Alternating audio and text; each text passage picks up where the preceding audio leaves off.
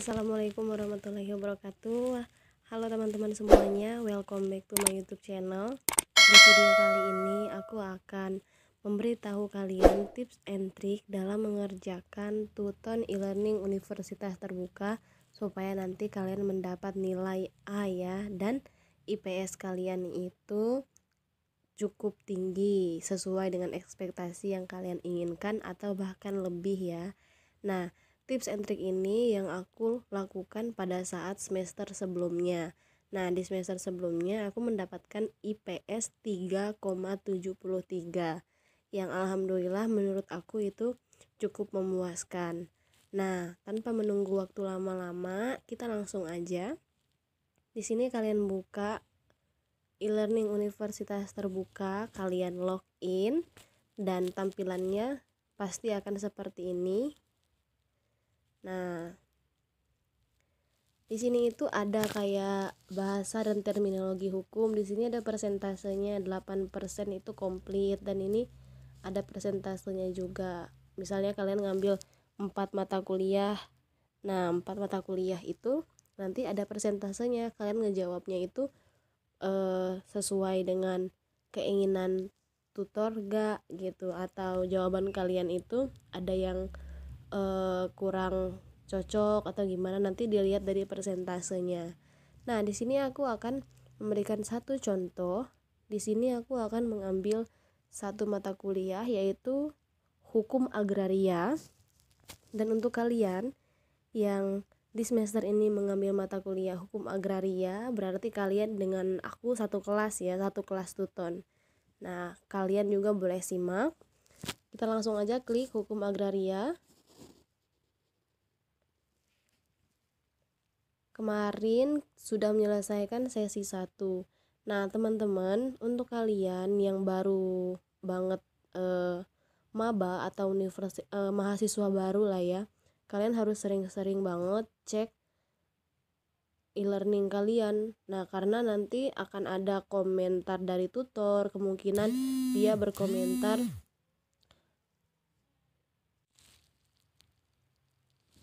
jadi kalian harus sering-sering banget ya yang namanya cek e-learning kalian, karena di situ nanti akan ada komentar tutor atau mungkin jawaban kalian itu ada yang masih kurang, dan itu harus kalian lengkapi ya, karena nanti akan berpengaruh kepada nilai setiap sesi e-learning kalian. Nah, sekarang kita langsung aja ke sesi 2. Kita langsung klik sesi 2. Kita scroll ke bawah. Nah, hal pertama yang harus kalian lakukan adalah absen ya teman-teman. Sama seperti teman-teman yang ada di universitas lain, tentunya yang pertama itu adalah absen kehadiran. Karena percuma kalau kalian udah ngerjain e-learning, kalian gak absen, sama aja kalian dianggapnya gak ada.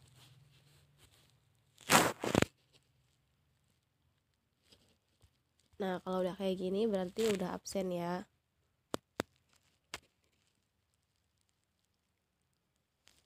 Dan otomatis centang.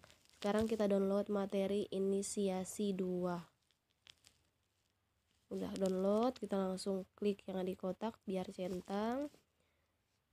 Sebelum ke diskusi 2, ada baiknya kita ke OER ya. OER ini Open Educational Resource.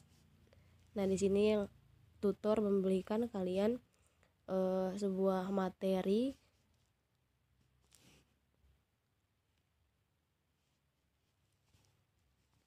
Nah, ini linknya. Jika kalian ingin baca, kalian bisa langsung klik link itu ya. Karena tadi aku sudah baca, jadi kita langsung aja fokus mengerjakan diskusi 2, dan ini boleh dicentang. Kita langsung ke diskusi 2.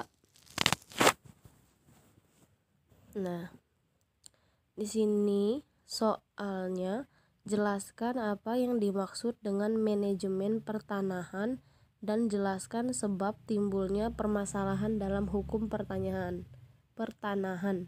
Nah, jadi di sini itu tutor itu memberikan 2 pertanyaan ya teman-teman. Nah, pertama dia menanyakan apa yang dimaksud dengan manajemen pertanahan. Terus yang kedua dia minta jelasin apa sebab timbulnya permasalahan dalam hukum pertanahan.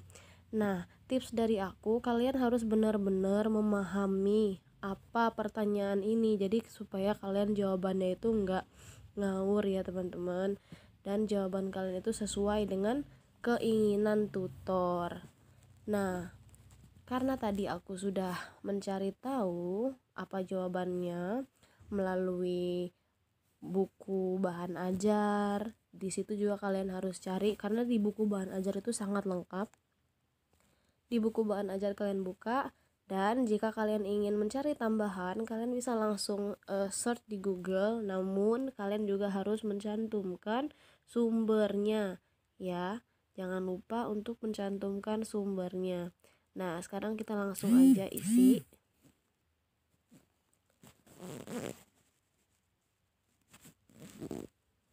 Karena tadi jawabannya itu sudah aku simpan di catatan, sekarang kita langsung aja copy paste dari catatan.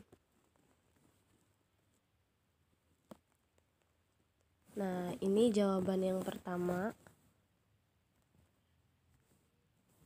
Nah, pertama kan jelaskan apa yang dimaksud dengan manajemen pertanahan. Nah, kita klik replay. Nah, di sini kita jawab, langsung copy paste. Kita cek lagi ada yang typo enggak gitu, rapih enggak. Nah, ini sudah dijelaskan manajemen pertanahan merupakan suatu usaha dan kegiatan suatu organisasi dan manajemen. Nah, jawaban ini tuh aku dapetnya dari mana sih? Sumbernya dari mana? Nah, sumbernya itu aku dapet dari BMP Hukum Pertanahan modul 1 halaman 2.12. Kalian bisa cek di situ ada kok jawabannya. Nah, ini jawaban pertama ya, teman-teman. Nah, kalau aku misalnya soalnya tadi kan ada 2 pertanyaan tuh digabung, tapi ternyata ada 2 pertanyaan. Kalau aku cara mengerjakannya, aku isi satu-satu. Jadi yang pertama aku jawab ini aku post forum, terus yang kedua itu aku jawab lagi, replay lagi aku jawab itu. Jadi nanti ada 2 gitu. Jadi supaya kelihatan lebih rapi aja sih. Tapi kalau kalian maunya langsung dijawab semuanya juga nggak apa-apa, tapi ya pasti akan sangat panjang gitu. Nah, kalau udah selesai dicek, kalian bisa langsung post to forum. Nah, ini jawabannya. Oke. Sekarang kita yang kedua, kita kembali lagi ke catatan. Nah, penyebab timbulnya permasalahan hukum pertanahan. Di sini kita langsung copy. Di sini juga kalau kalian nyari jawabannya itu dari Google, kalian jangan lupa mencantumkan sumber Google sumber artikelnya ya, supaya enggak ke detek kalau kalian itu nyari jawabannya copy paste. Ini adalah rangkuman dari artikel yang sudah aku baca ya.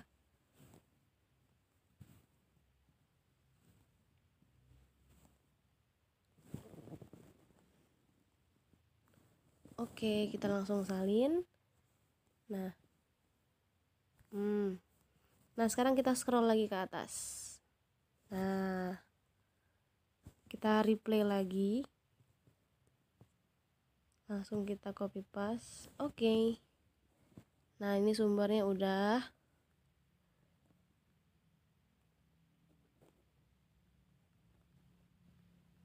Kita langsung cek ada yang typo atau enggak, atau barisannya ini enggak rapi gitu. Karena biasanya di catatan rapi tiba-tiba udah disalin ke jawaban, kadang ada yang enggak rapi. Jadi kalian harus rapi. Oke, ini juga sudah rapi.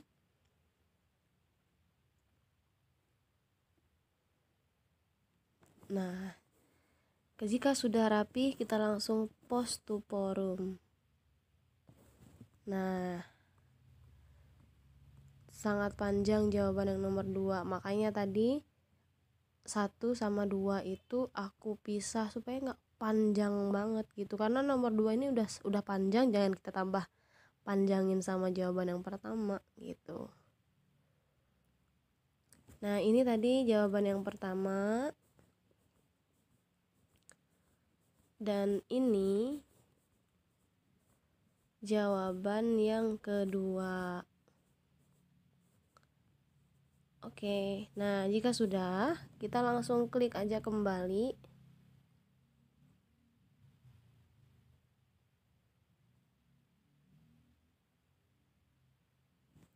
Nah, dia akan otomatis kecentang diskusi 2-nya. Sekarang kita akan mengerjakan tes formatif. Tes formatif ini sama dengan kuis ya teman-teman. Nah, di sini misalnya kalian mau ngisi nih, tapi kalian males gitu kan, misalnya males buat buka buku, buat nyari-nyari gitu kan. Nah, kalian nggak usah khawatir karena di sini jawaban kalian akan bisa langsung dicek bener atau enggak, dan kalau salah bisa langsung dibenerin ya. Nah, pertanyaannya yang bukan merupakan unsur dari manajemen menurut pendapat O.F. Peterson adalah. Nah, di sini aku akan coba jawab asal ya. Dan ternyata benar. Nah, asal tapi benar. Nah, kalau jawaban kita benar, nanti akan seperti ini, ada bintang 1:1.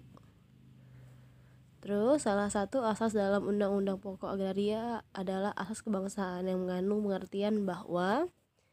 Nah, di sini aku akan jawab lagi seperti tadi, acak ya, nggak tahu benar, nggak tahu salah gitu kan.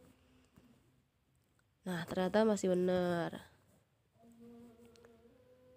Terus yang kedua, yang ketiga, pengertian agraria menurut Undang-Undang Pokok Agraria adalah. Oke, kita cek. Betul jawabannya. Dan menetapkan dan mengatur mengenai pembatasan jumlah bidang dan luas tanah yang dapat memiliki kuasa seseorang atau badan hukum, termasuk wewenang dari hak menguasai negara untuk. Nah, ini kita jawab asal lagi ya teman-teman. Dan ternyata jawabannya juga masih benar. Asal tapi benar gitu. Jadi kita pahamin juga dalam mengerjakan tes formatif ini, pahamin juga soalnya tuh apa gitu, karena aku juga ngisinya ini nggak asal-asal banget, jadi kita logika aja gitu. Nah, terkait hubungan hukum antara pemegang hak dengan hak atas tanahnya, hukum tanah nasional menggunakan. Kita cek ya jawabannya. Salah. Kalau salah kita bisa langsung yang tanda panah lingkarannya setengah ini kita klik. Coba yang ini. Masih salah.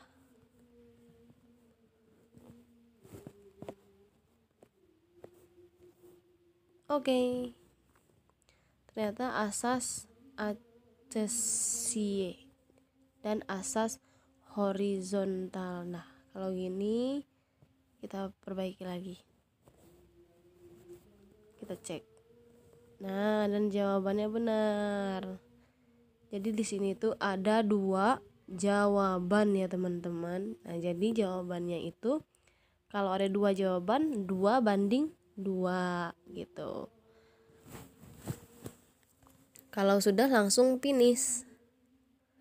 Tuh 6:6 karena di situ ada jawaban yang satu soal itu jawabannya 2.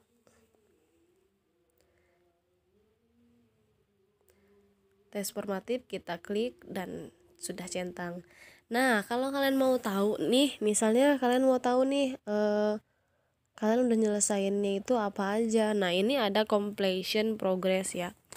Warna hijau ini artinya kalian sudah mengerjakan ya.